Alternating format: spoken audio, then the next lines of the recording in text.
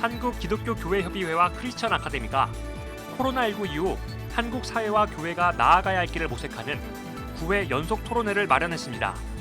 첫 토론회를 취재했습니다. 한신대학교도 코로나 이후 한국교회를 주제로 심포지엄을 개최해 한국교회를 전망해보는 시간을 마련했습니다. 코로나로 힘겨워하는 한국교회에 힘을 줘야 한다고 강조했습니다. 장신대 신학생들이 명성교회 수수반 철회를 위한 기도회를 열어 올해 105회 총회에서 명성교회 수수반을 철회해달라고 요구했습니다.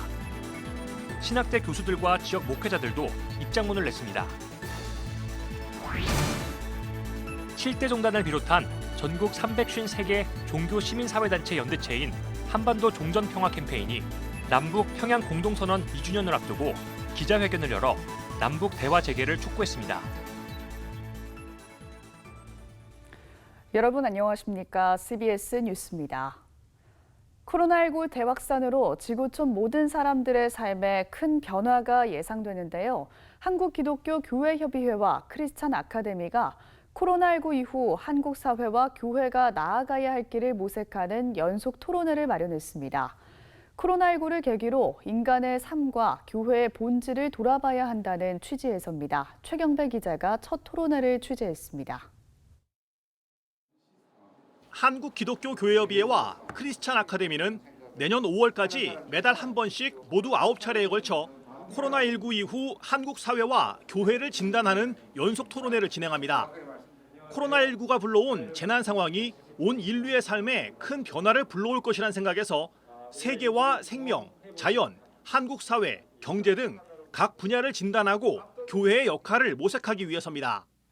인간의 탐욕이 만들어낸 반생태적 문명의 길을 가는 것을 멈춰야 합니다.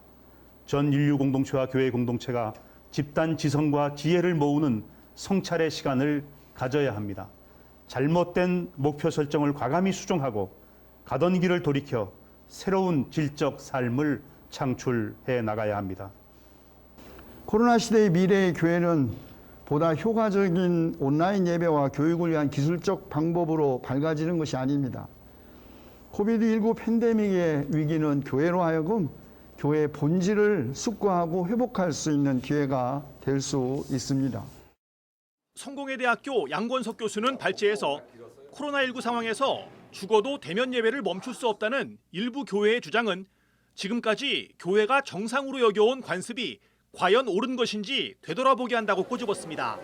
성직자와 건물을 중심으로 위계적으로 사람을 모아서 힘을 강화하는 구조. 그래서 목회적 관계와 선교적 관계를 성직자와 교회 건물 중심으로 독점해온 거죠. 하나님 나라를 위한 선교로 부름받았다는 사실을 망각한 채 교회 그 자신의 힘을 확장하기 위해서 목회와 사역과 선교를 종속시켜온 과정이 만들어온 위기였다 이렇게 얘기합니다.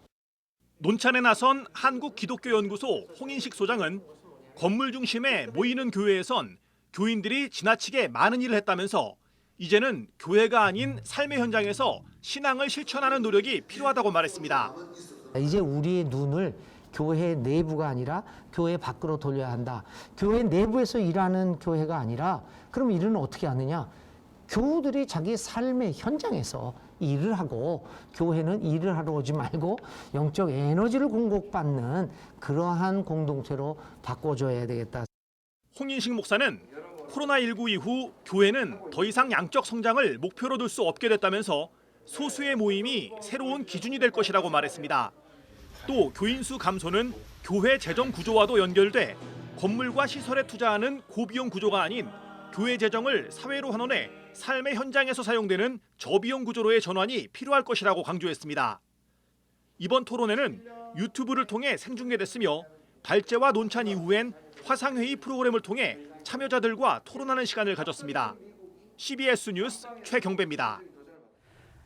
코로나19가 장기화하면서 한국교회의 미래를 전망해보는 심포지엄이 잇따라 열리고 있는데요. 한신대학교도 코로나19 이후 한국교회를 주제로 심포지엄을 개최하고 포스트 코로나 시대 한국교회를 전망해보는 시간을 마련했습니다. 이순규 기자의 보도입니다.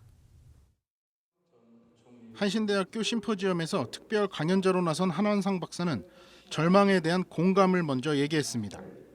코로나19가 장기화하면서 가장 고통을 당하는 자들과 공감하는 태도가 먼저라는 겁니다. 한 박사는 일제강점기 등 한민족이 박해받을 시기에 한국교회가 민족의 등불 역할을 충실히 해왔다며 코로나19 시대에도 한국교회 역할이 매우 중요하다고 강조했습니다. 한 박사는 코로나19 발생 원인을 창조주 하나님의 섭리에서 벗어난 인간의 욕심 때문이라고 규정했습니다. 하나님은 인간과 자연이 조화를 이루며 살라고 세상을 창조했는데 인간이 자연을 착취의 대상으로 보면서 코로나19를 비롯한 각종 전염병이 생겼다는 겁니다. 자연을 착취의 대상으로 볼 게 아니라 우리 인간의 벗이요, 친구요, 가장 가까운 이웃으로 본다면은 저는 코로나 바이러스 같은 것이 안 생겼으리라고 생각합니다. 또 다른 발제자로 나선 한신대 류장현 교수는 코로나19로 인해 한국교회에 위기가 왔다는 분석은 성급하다며 이미 진행 중이었던 한국교회 위기가 코로나19로 인해 그 모습을 적나라하게 드러낸 것이라고 지적했습니다. 바로 이 성직주의와 교회주의와 물질주의가 교회를 타락시키고 신앙을 병들게 하는 코로나19보다 더 무서운 종교적 바이러스다. 이러한 한국교회의 위기가 코로나 사태를 통해서 가시화되고 그 심각성을 알리는 그런 역할을 했다라고 보는 것이 정확한 판단이다라고 저는 봅니다. 류 교수는 또 코로나19가 이전에 경험하지 못한 많은 영향을 줬지만 전통적인 신앙생활을 바꿀 만큼 큰 영향은 주지 못했다며 코로나19가 종식되면 기독교인들은 전통적인 신앙생활로 돌아가게 되길 희망하게 될 것이라고 전망했습니다. 실제로 한국 기독교 목회자협의회가 지앤컴 리서치에 의뢰해 조사한 설문조사에서도 응답자의 53%는 온라인 예배에 만족하지 못하고 있고 온라인 비대면 예배보다 대면 예배를 원하는 것으로 나타났습니다. 류 교수는 이어 코로나 사태를 통해 나타난 교인들의 신앙의식 변화와 종교적 요구를 목회 현장에 적극 반영해야 한다며 코로나 사태에 대한 교회의 대응 태도가 한국교회 미래를 판단하는 시금석이 될 것이라고 덧붙였습니다. CBS 뉴스 이승규입니다. 장신대 신학생들이 명성교회 수수반 철회를 위한 기도회를 열었습니다. 학생들은 105회 총회에서 명성교회 수수반을 철회해달라며 마지막까지 희망을 버리지 않았습니다. 신학대 교수들과 지역 목회자들도 입장문을 냈습니다. 천수연 기자입니다. 명성교회 목회 세습 문제에 신학생들이 다시 목소리를 냈습니다. 장신대 신대원생들이 주최한 기도회는 온라인 생중계로 진행돼 많은 사람이 함께할 순 없었지만 담임목회 세습을 허용한 명성교회 수수반이 철회되길 바라는 간절한 마음만큼은 하나로 모였습니다. 지난 3년여 동안 학내 광장에서 세습반대 목소리를 냈던 신학생들은 여전히 교단의 헌법 질서가 살아있고 잘못을 바로잡을 수 있는 자정 능력이 교단에 있음을 믿고 싶다며 한국교회의 미래를 위해 올바른 결정을 내려줄 것을 호소했습니다. 교단 헌법에 위배된 목회 세습 행위에 대해 명확하게 치리해 주시기 바랍니다. 잘못된 결정을 바로잡는 모습을 통해 한국교회에 여전히 희망이 있음을 보여주시기 바랍니다. 설교를 전한 세문안교회 이상학 목사는 지난 104회 총회가 명성교회 세습을 허용하는 수수반을 받아들이면서 한국교회의 터가 무너지기 시작했다며 선배로서 후배들에게 미안한 마음을 전했습니다. 이상학 목사는 그러면서 목소리를 내는 신학생들의 이 같은 노력이 무너진 터를 다시 쌓는 일이라며 격려했습니다. 공동체가 망하는 이유는 악인이 많아서가 아니라 의인이 없어서예요. 오늘 이 자리에 함께 모여 기도하는 여러분들이 바로 그 하나님의 진노를 가로막아 서는 자라고 저는 믿습니다. 교단 정기총회가 가까워지면서 명성교회 수수반 철회를 촉구하는 목소리는 더욱 커지고 있습니다. 명성교회 세습 철회와 교회 개혁을 위한 장신대 교수 모임은 105회 총대에 드리는 호소문을 발표하고 하나님과 역사 앞에 올바른 결정을 내려달라고 촉구했습니다. 경북 안동 지역 목회자들도 성명서를 내고 지난 104회의 불법적인 수수반 결의를 철회하고 명성교회 불법 세습을 적법 절차에 따라 해결할 것을 촉구했습니다. 한국교회 갱신과 회복을 위한 신앙 고백 모임은 오는 19일까지 이번 한 주간을 세습 철회를 위한 금식 기도 주간으로 정하고 공교회성 회복을 위한 한 끼 금식 기도에 동참을 요청했습니다. CBS 뉴스 천수연입니다. 서울의 한 교회에서 집단 감염이 발생해 방역에 부담을 주고 있습니다. 서울 송파구 우리교회에서 주일 예배 등을 통한 감염으로 누적 확진자가 10명이 나왔습니다. 이 교회 목사와 교인 3명이 13일 처음 확진된 뒤 어제 6명이 추가로 양성 판정을 받았습니다. 이 교회는 대면 예배 금지 조치 이후인 지난달 30일과 이달 6일 두 차례에 걸쳐서 11명이 모인 가운데 예배를 진행한 것으로 확인됐습니다. 7대 종단과 전국 353개 종교 시민사회단체 연대체인 한반도 종전 평화 캠페인이 어제 남북평화공동선언 2주년을 앞두고 기자회견을 열어서 남북대화 재개를 촉구했습니다.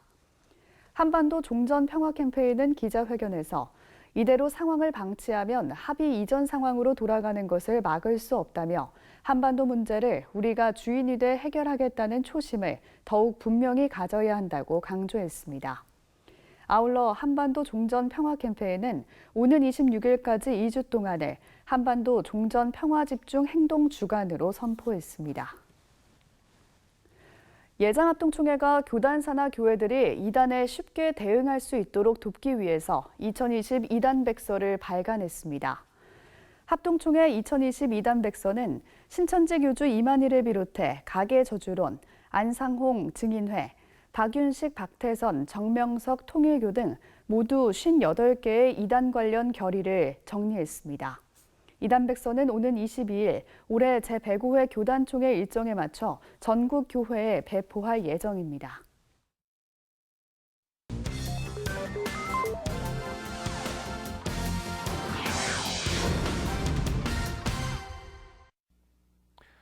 간추린 지역교계 소식입니다.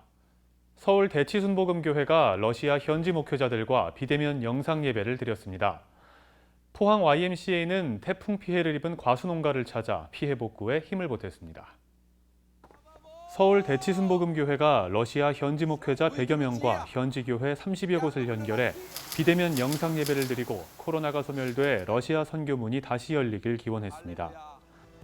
대치순복음교회는 1994년 러시아의 성 바울 신학교를 건립해 졸업생 580명과 현지 러시아 목회자 43명을 배출했으며 마약치유센터 14곳과 교회 30여 개를 개척하며 지난 26년 동안 러시아 선교에 힘쓰고 있습니다. 비록 물리적인 거리는 떨어져 있으나 러시아의 교회와 성도님들, 또 목사님들, 현지 선교사님들, 그리고 한국의 성도님들이 같이 모여 온라인상에서 부흥회를 하는 겁니다. 같이 기도하는 겁니다. 포항 YMCA와 국제 YG맨이 태풍 피해를 입은 포항 기북면의 과수농가를 찾아 농촌 일손 돕기에 나섰습니다. 일손 돕기에 참여한 봉사자들은 농가들이 입은 낙과 피해에 안타까워하며 이웃을 도울 수 있어서 감사하다고 전했습니다. 한국기독교장로회 전주중앙교회가 전북노회 관계자들이 참석한 가운데 노병진 담임 목사의 취임 예배를 드렸습니다. 하나님이 나를 전주중앙교회로, 하나님이 저를 전주중앙교회 성도들에게 보내셨다는 그런 소명감으로 모든 일을 판단할 것이고 결정할 것이고 목회에 매진하도록 하겠습니다. 대천 장로교회와 영진교회 담임을 역임한 노병진 목사는 지역사회 복음화에 최선을 다하겠다고 밝혔습니다. 한국기독교장로회 농어민 선교 목회연합회가 최근 비대면 세미나를 열어 지난해 발표한 농촌 목회 30주년 선언문을 소개하며 생명 중심 생태 환경 보전 운동 실천 등에 앞장설 것을 다짐했습니다. 스위스 제네바에 위치한 세계교회협의회 WCC가 13일부터 21일까지 진행되는 팔레스타인 이스라엘 평화 주간에 맞춰 어제 온라인 기도회를 열어 이 지역의 평화 정착을 기원했습니다. 총신대학교가 어제 세계 선교협력 강화를 위해 바울앤 바나바 연구소와 업무 협약을 맺고 인턴 선교사 발굴 등을 위해 협력할 것을 약속했습니다. 미랄복지재단이 제6회 스토리텔링 공모전 일상 속의 장애인 시상식을 진행했습니다. 보건복지부 장관상은 발달장애인 오빠와 동생의 일상을 담은 작품 우리 집에 DJ가 산다가 수상했습니다.